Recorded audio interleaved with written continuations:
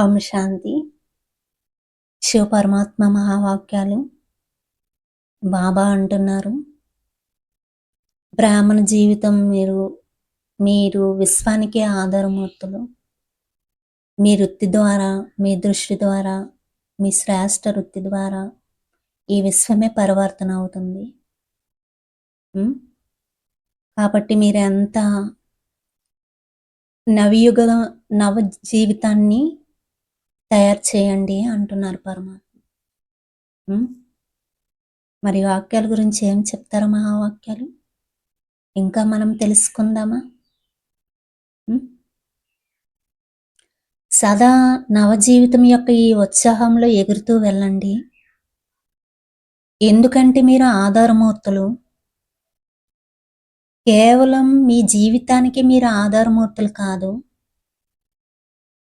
విశ్వంలోని సర్వ ఆత్మలకు ఆధారమూర్తులు.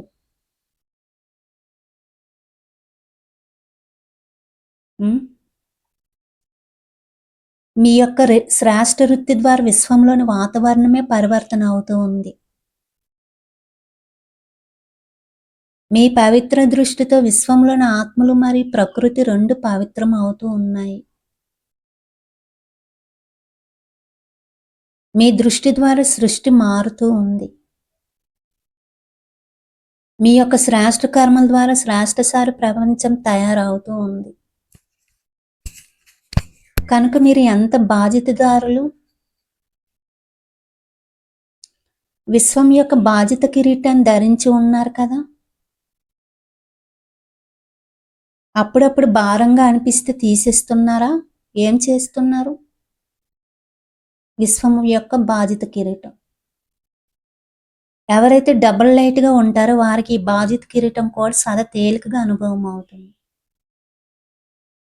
లైట్ మరియు మైట్ బరువుగా అనిపించదు. ఈ సమయంలోని కిరీటదారులై భవిష్యత్తులో కిరీటదారులుగా అవుతారు.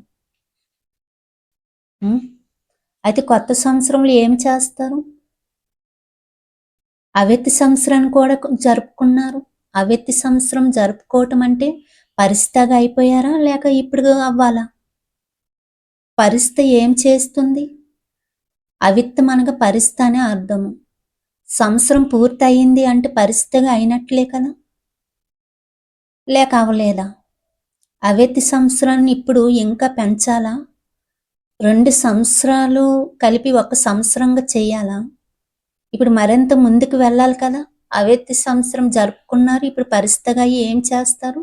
సదా ప్రతిరోజు ప్రతి సమయం మహాదాని మరి వరదానిగా అవ్వాలి. ఈ సంవత్సరాన్ని మహాదాని వరదాని సంవత్సరంగా జరుపుకోండి. ఎవరు సంబంధ సంపర్కంలోకి వచ్చినా కానీ మహాదాని అయి ఆ ఆత్మకి ఏదో ఒక శక్తిని లేదా జ్ఞానాన్ని గుణాన్ని దానం ఇవ్వండి అంటున్నారు పరమాత్మ.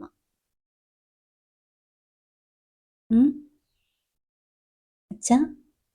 ఓం శాంతి.